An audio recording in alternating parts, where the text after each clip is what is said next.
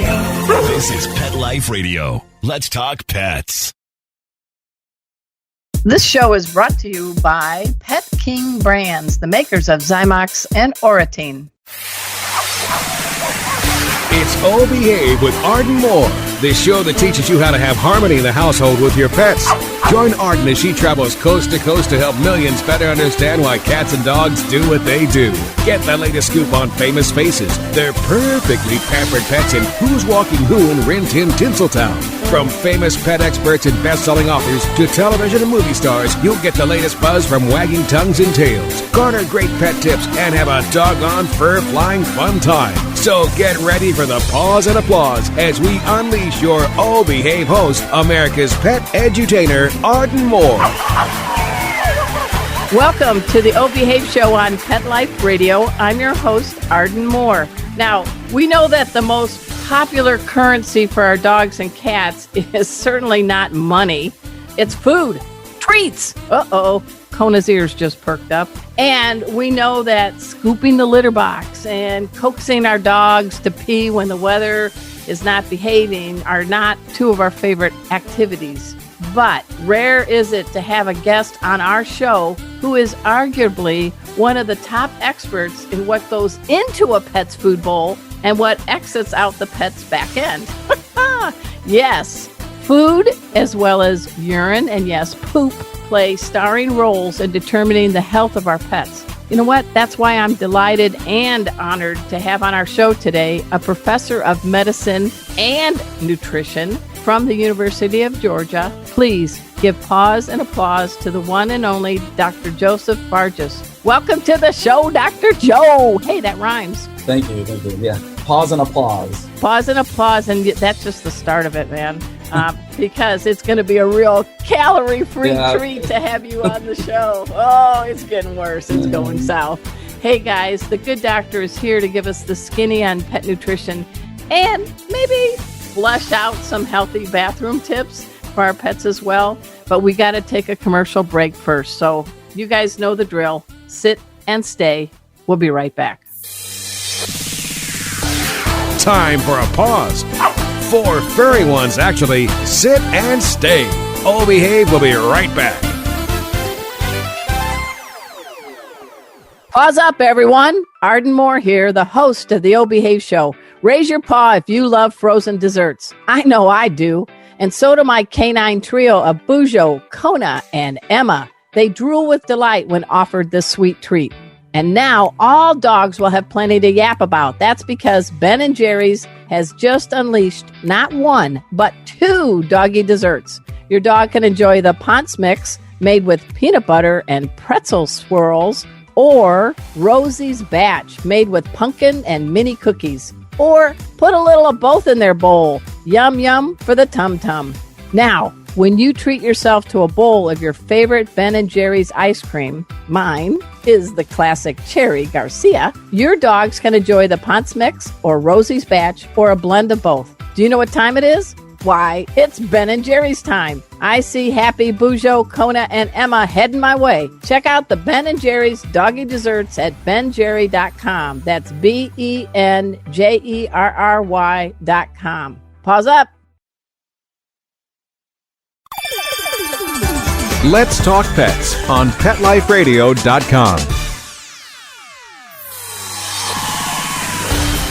Oh Behave is back with more tail-wagging ways to achieve harmony in the household with your pets. Now back to your fetching host, America's pet edutainer, Arden Moore.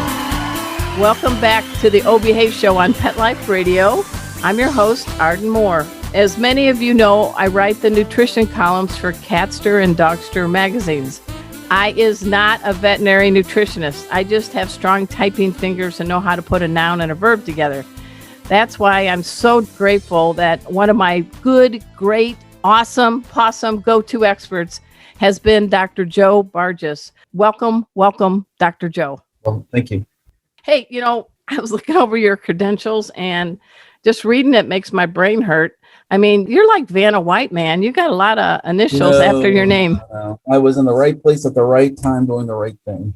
Well, let's just highlight a couple things. He is board certified in veterinary nutrition and internal medicine. He also has a PhD, which I'm betting doesn't mean just pretty happy dog. Or since we're talking about ins and outs, probably higher and deeper, but that's okay.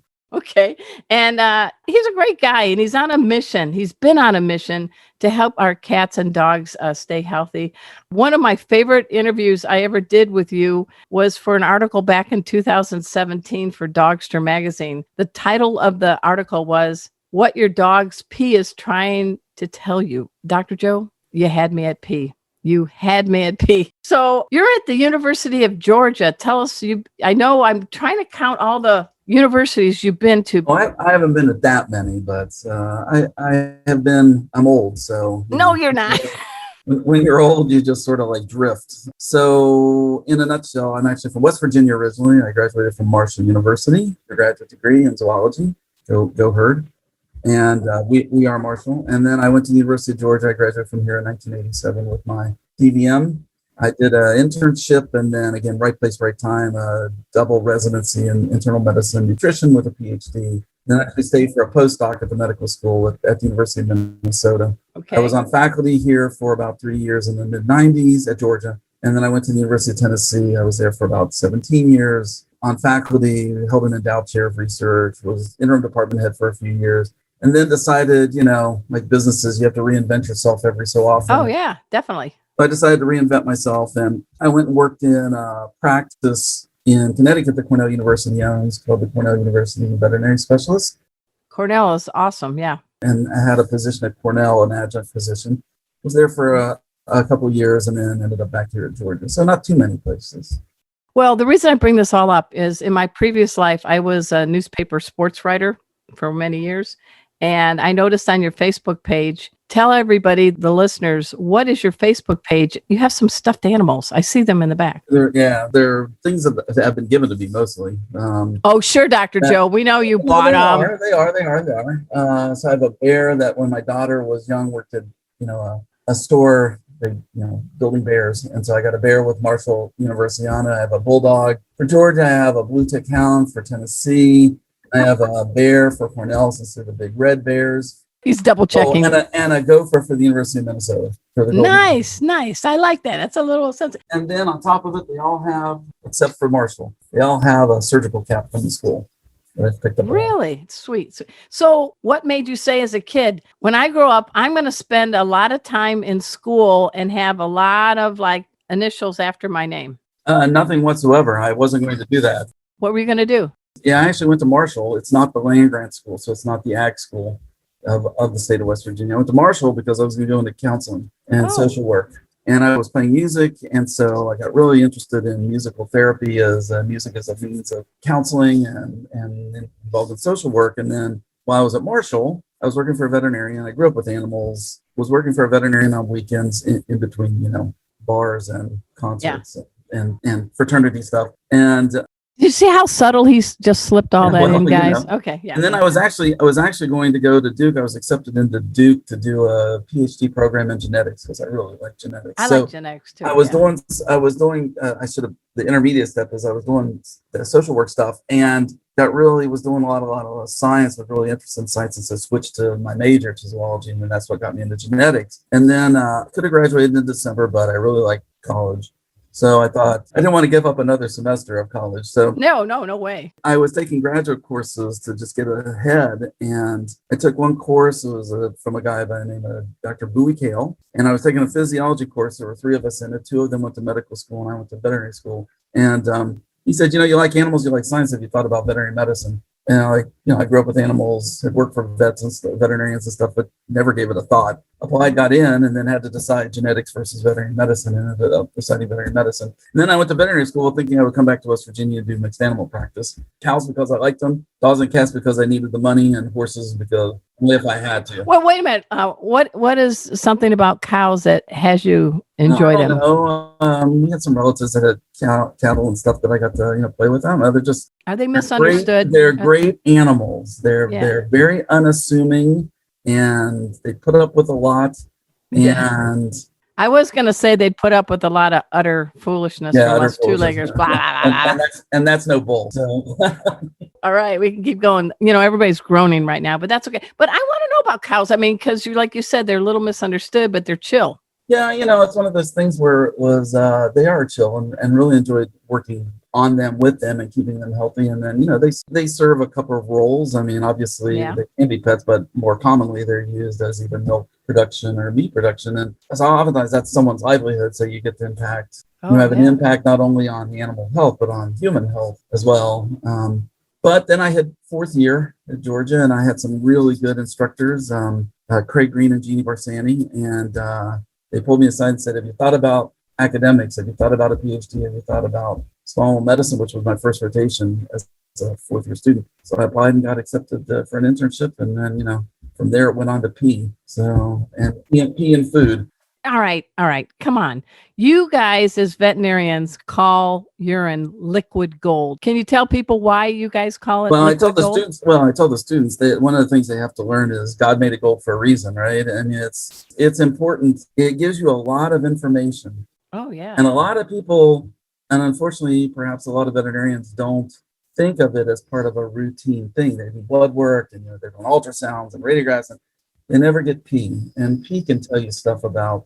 Well, what can some things that can P tell us? Well, I can tell you, one, obviously, how good is your kidneys functioning, but That's a biggie. is there an infection? You can use P to determine, is there a systemic fungal infection? You can send urine off to have that tested to show you have like blastomycosis. You can use urine to see if you have cancer of the urinary tract, and there's urine tests for that. You can look and see overall health status. Like you can detect diabetes mellitus, diabetes with a urine sample, and that's, what it means, That's a sweet big one, urine. yeah. So, I mean, there's lots of things that get a metabolic status, how well your blood pH is, even if some of your blood chemistries are abnormal, like if you're seeing certain types of crystals, you see that with like a high blood calcium level or toxins like antifreeze. I mean, there's just so much information that you can. I like it. Well, and for us as the folks that have our pets, obviously we're not doing urine draws out of the bladder, but what are some tips you can give people to say, we need to go see the vet? What are some things, telltale signs? Well, first I would say you don't even need to, I mean, the best urine is straight from the bladder, right? With a needle and syringe. Right. Okay. Cystostasis. But mainly if you're looking for infection, because urine in the bladder should be sterile, and voided samples, regardless of how you do it, invariably get contaminated. But you can use voided urine for everything else except for culture. So if you're less worried about a urinary tract infection, you're more worried about monitoring stone disease or looking for bladder cancer with a test, you can use voided samples. And I think that's the problem is a lot of veterinarians, they don't do urine samples. And when a dog or cat comes in, their bladders are small, so they don't get the sample, but they fail to tell an owner, especially for dogs, hey, can you catch a sample in the morning on the way in, or catch it, when you get up in the morning, stick it in the refrigerator. I mean, it changes some things, but for the most part, you can use it. So, things that you would want to run a urine sample for, things like drinking more than usual, larger volumes of urine instead of, a nice little puddle, big lake, litter box. On your new rug. Yeah. Yeah, or a litter box that's, there's not enough litter to absorb all the pee that your cat's producing. If you notice a discoloration to the urine, I mean, it's sometimes hard outside in the dark or in a litter box, or an abnormal smell even. I mean, as you're cleaning things, you go, well, that doesn't smell like it normally does. They're straining to urinate. They're having accidents in the house. They're leaking urine when they're asleep. I mean, but even beyond that, dogs, cats that are vomiting, have diarrhea, quit eating, a urine sample should be part of that, what is called a minimum database, which is what counts biochemistry panel and a urine sample. I like that. And we have a furry Brady Bunch here, and we go to Dr. Deborah Charles, Casa Linda in Dallas. And what I love is when you walk to go by to the front door, there's big signs that says, hold your urine, please don't let your dog pee if possible. We want to grab a fresh. So I thought, here's a veterinarian that recognizes the power of pee, right? Power of pee. Yeah. Okay. Well, let's go from pee. I feel like this is Jeopardy. Moving from the next category, from pee, let's become poopologists. Yeah, that's right. Poop for 200. Yeah, poop for 200, Dr. Joe. So why do we pay attention to the poop? Well, I hope you're not eating right now. I'm not, just drinking coffee because it's still morning here. There's, again, a lot of things there's a lot of things that you get from an animal who can't speak for themselves. It's not like you can ask even a 5-year-old child, where does it hurt? How do you feel? Yeah. Does it hurt when I do this? You have to interpret what the dog or cat is telling you, and you have to also pay attention to what the pet parent is saying. because they live with the pet, their pet child. So they know what's normal or abnormal. And so as a veterinarian, I listen very closely. And so since you don't have the luxury of asking them, you have to use what's available. Well, what's available is, how do they look? How do they feel when you touch them, palpate them? How do they sound with a stethoscope? How do they pee? How do they poop? What's their breath smell like? How bright are their eyes? And you have to use those kind of. You're being a pet detective, but you're a veterinarian, so you're way Well, up there. it is a detective thing because they can't tell you. They leave you clues, and you've got to pull the clues together. So poop tells you a lot about. I like that you didn't say feces. I like that you should say no, but thank you. You had me at poop again. Okay, go ahead. Back to the P words. Pee and poop. So poop tells you, how well are they absorbing nutrients from their diet? Like they have diarrhea. Do they have problems with, their bowels moving? They're constipated. Is there blood? Do owners notice blood, which could be anything from inflammation to cancer?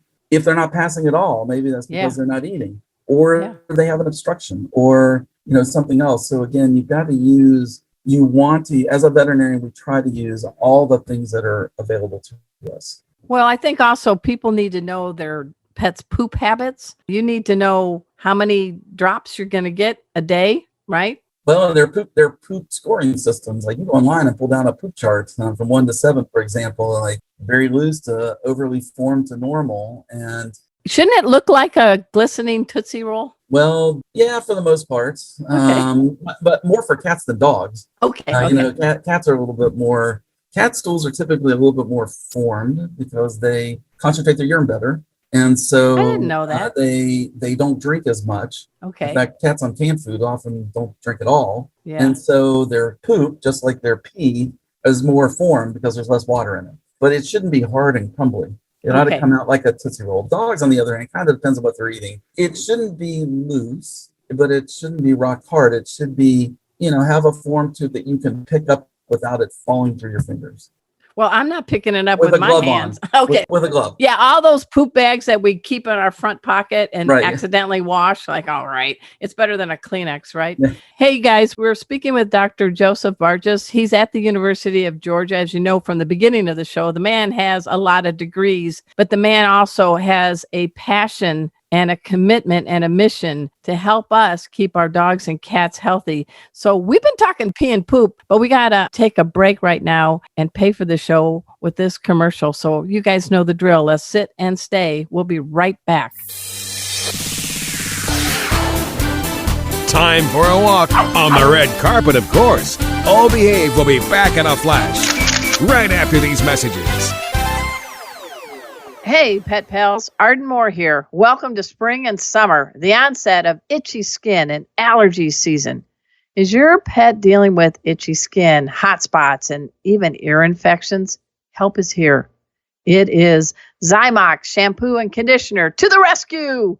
Not only is this a shampoo and conditioner great for general bathing and healthy skin support, but it is the go-to shampoo and conditioner for itchy pets. Its patented enzyme formula is loaded with antibacterial and antifungal properties to ease the itch and stop the scratching. And as an added bonus, Zymox shampoos and conditioners give off a lovely, pleasant, non-medicine smell. For over 20 years, Zymox products have been helping pets find relief for many health conditions. All Zymox skin and ear products get their effectiveness from enzymes. Zymox contains no antibiotics and no petroleum byproducts, just the soothing power of enzymes. Zymox can be found at your veterinary clinic, most pet specialty stores, and online. To learn more, dash over to www.zymox.com. That's ZYMOX for your pet's sake. Let's talk pets. Let's talk pets On Pet Life Radio. Pet Life Radio. PetLifeRadio.com. Hi there, I'm Kate Walton. I hope you're going to tune in and listen to O Behave on Pet Life Radio with Arden Moore, because she's a delight. We're back from the lot. Just checked the paper and we had a record showing at the box. The letterbox, that is. Now back to O Behave. Here's Arden. Welcome back to the O Behave Show on Pet Life Radio. I'm your host, Arden Moore. I'm having a great time with you, Dr. Joe. You're talking about two of my favorite topics, pee and poop, and just throwing another P. I actually went to Purdue, so there you go. And Pet Life Radio is the longest running pet podcast on the planet. There, we got all the P's, right? Oh, that's like Peter Piper. But there are a couple of things before we move from poop I wanted to ask the good doctor, and that is, people do know if the dog or cat is straining, and I call it the caboose poop. The last poop out of the chute has a little red on it, but the rest of the poop doesn't, just a little dollop. Tell us the concern or not for that, what's causing it. It may be just them straining a lot, right? But that isn't the blood itself, which is probably what the red is. Right. Isn't as much of a concern as why are they even doing that? Because that shouldn't be normal either. I mean, okay. People have hemorrhoids and things like that. Dogs and cats really don't have it. Don't really get that kind of thing. So when you're seeing blood on it, you have to start thinking about, do they have some sort of inflammatory disease? Are they really straining a lot because of some sort of inflammatory disease or cancer in an older pet? That would be worried about. Okay. Anal gland disease, because they sometimes get infected, and then as they defecate and, as they poop. He's coming down to my level, guys. As they poop, then some of that nasty stuff out of the anal glands, which are infected, gets on it as well. So, well, one thing I wanted to ask you is because I'm a master pet first aid instructor, and I have 12 veterinarians on my advisory board, including Dr. Colleran and some other honchos. But one thing they taught me to tell my students is if the poop coming out of the chute is really stinky, reeky, and it looks like ground coffee grounds, that's a medical emergency. Why? Because usually if it's dark, like coffee browns, or kind of like almost like axle grease, it's really thick and sticky. Usually that means they're bleeding somewhere up in their intestinal tract, either from their stomach or the small intestines, because what you're seeing now is the blood that instead of being bright red, which tells you the blood is from the lower part of the intestines, the colon and rectum and anus, that when it's black, it's being digested, so somewhere further up. And then you start really worrying about things like, again, cancer in an older pet, a severe infection. Parvovirus can do this, for example, severe inflammatory bowel disease, something called an intussusception, which is where a loop of intestine sort of telescopes inside itself, which can then strangulate the intestine, and then you get a part of intestine that's dead. Things like that. A foreign body, especially a sharp foreign body, like a bone that didn't get digested in the stomach that passes through. The dog that stole the chicken leg, right? Yeah, or the skewer off the kebab, while they're eating. I've had that knife. I've had a dog swallow knives. Really? Yeah, because they've got meat on it, raw meat, because they've been like cutting chicken, and they reach up and grab the knife and swallow it whole. I bet it was probably a lab, right? Yeah, oftentimes it's a lab or some sort of retriever. Wow. Hey, I know we could spend a whole day with you because you're really full of knowledge, but we're going to move from poop and pee to food. And I know food, I say sometimes when you talk about it, is very touchy with some people. It could be like you're talking about religion and politics at the same time. There's going to be a food fight. But guys, on the air with me right now is Dr. Joseph Bartges. The guy is board certified in veterinary nutrition. So be kind. He has some good things to say to you. So food has changed a lot since you went to vet school years ago and what it is now. I mean, we're talking plant-based now, freeze-dried. Can you kind of give an overview of this food revolution we're going through with our dogs and cats? Well, it's kind of interesting. It's kind of a revolution, but if you look historically, it's not as much as you think. Okay. So pet foods came about in the 1800s by a guy by the name of James Spratt, who developed almost like a gruel that you added meat to. They were cakes, basically. Then he sold that, and it eventually became like Gaines burgers and things like that. Oh my gosh, I remember Gaines burgers. Yeah.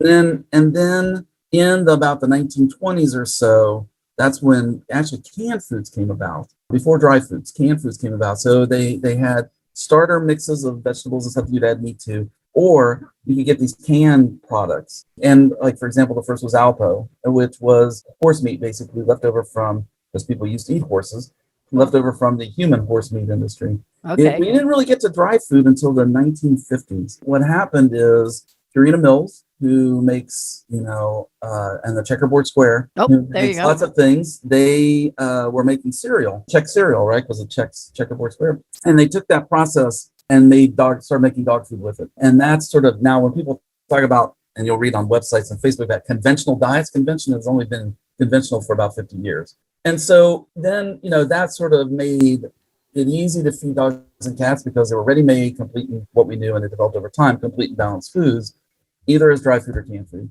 And honestly, the carbohydrates are cheaper than animal proteins. Yep. And so that's why many of the foods are more grain-based or carbohydrate-based than, meat-based. Well, then in probably, late 1990s or so, we start seeing a few alternative kind of diets come about, whole ingredient, grain-free, those kind of diets, but they didn't really catch on until about 15 years ago or so, when the whole melamine, nitric acid, all the kidney failure that occurred with that, which came through into foods through wheat gluten, which is a grain. And then suddenly the grain-free segment exploded. At one point, it was 40% of the dry food market, for example. Well, I remember back then it was, that was a big deal. Pets were dying and people were going to homemade diets. They were freaking out, right, Dr. Joe?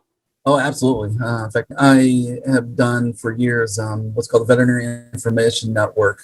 Oh, VIN, yeah. VIN.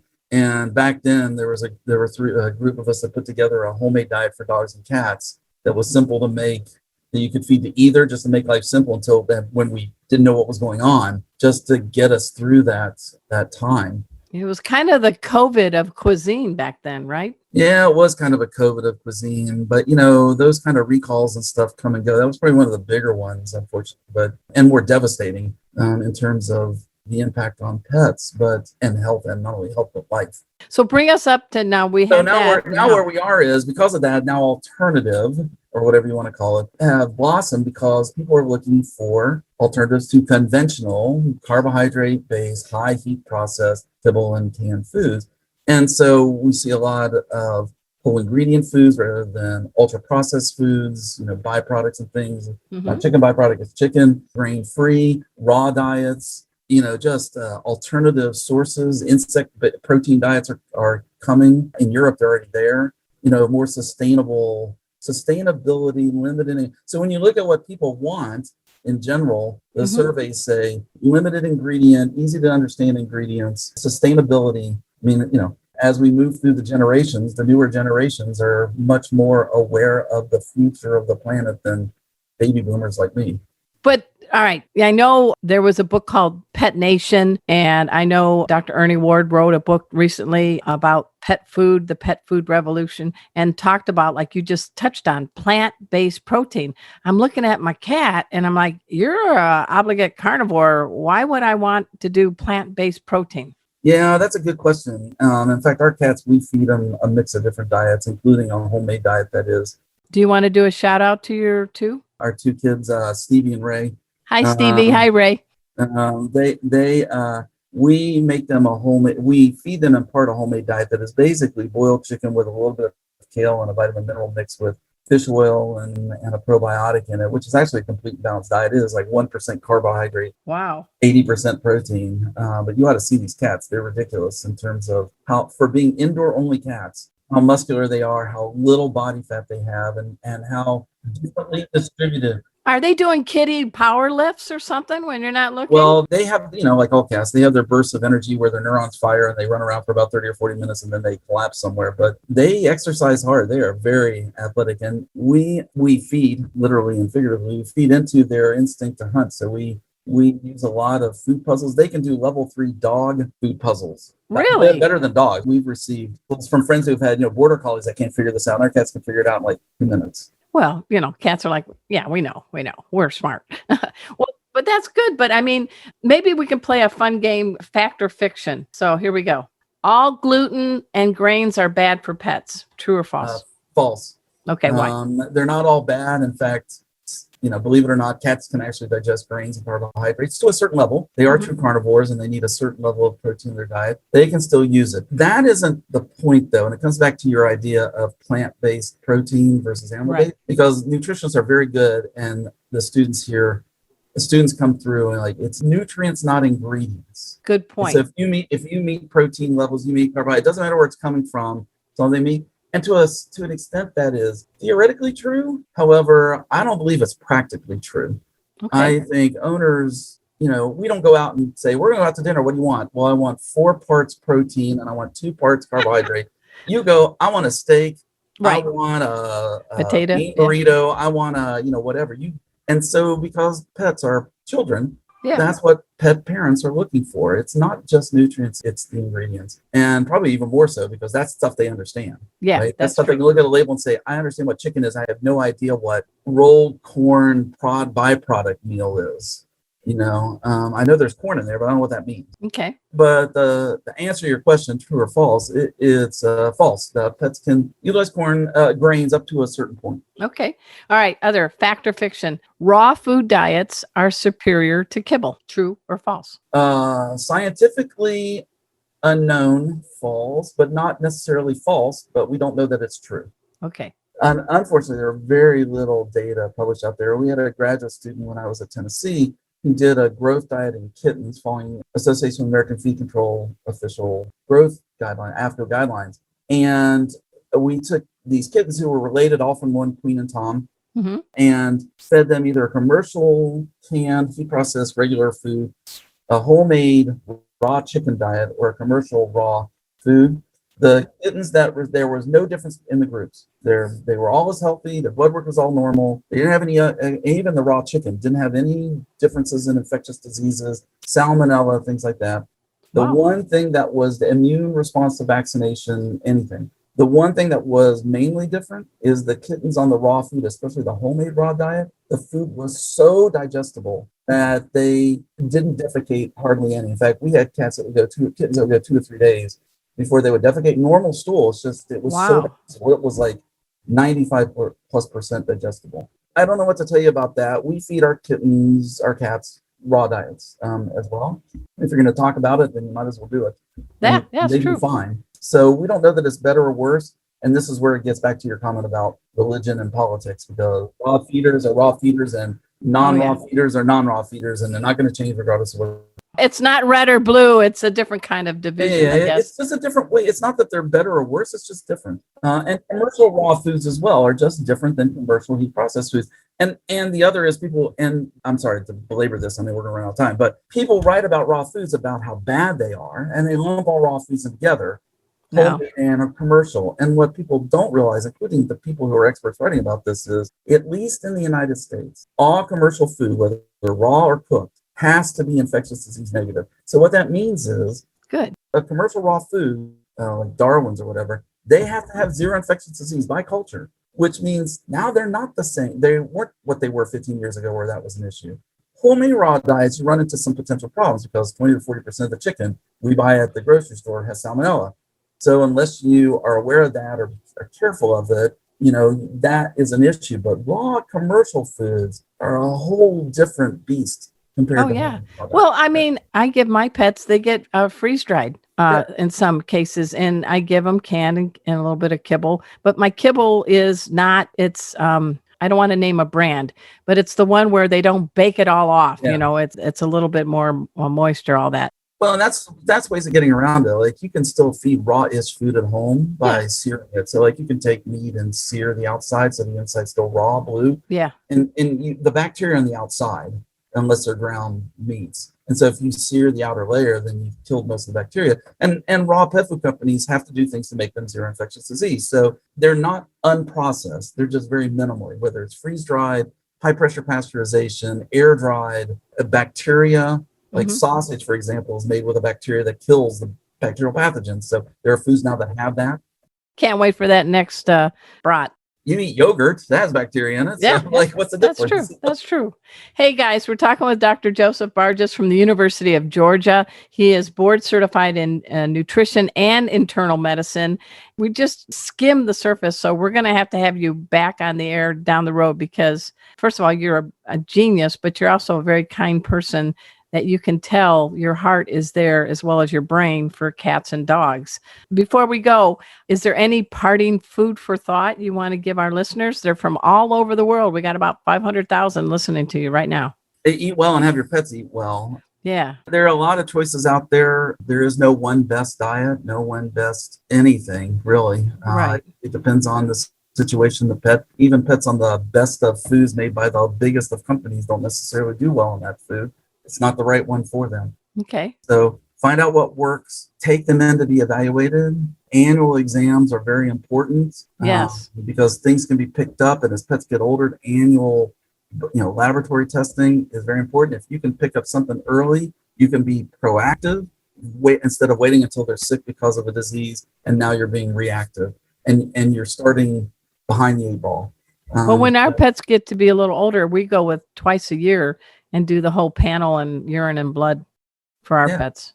Yeah, I mean, I think it's just preventative care. It's good preventative care. It's good medicine. It's good for your children, all of them, 2 and 4-legged. Well, I think Stevie and Ray are 2 lucky kitties to have you as their daddy. You're a cat daddy. You're a cat man, dude. I actually grew up with boxers, so I've had boxers pretty much all my life. But Really? Boy, we don't live in a big enough place to have dogs. So we have our feral cats, our trained, tamed feral cats of sorts.